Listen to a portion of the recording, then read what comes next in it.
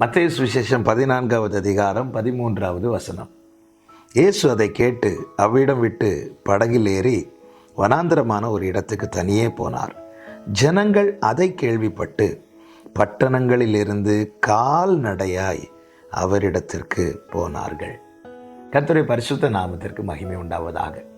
யோவான் ஸ்நானன் சிறை சேதம் பண்ணப்படுகிறான். இந்த செய்தியை கேள்விப்பட்டதும் இயேசு அவ்விடம் விட்டு புறப்பட்டு வனாந்தரமான ஒரு இடத்திற்கு படகில் ஏறி போகிறார். இதை அந்த பட்டணத்து ஜனங்கள் கேள்விப்பட்டு என்ன செய்தார்கள் தெரியுமா? அவர்கள் கால்நடையாய் நடந்து அவரிடத்திற்கு போனார்கள். இயேசு படகில் போகிறார், ஜனங்கள் படகில் போகவில்லை, அவர்கள் கால்நடையாய் நடந்து அவரிடத்திற்கு போனார்கள். இயேசுவினிடத்திற்கு செல்வதற்கு அவர்கள்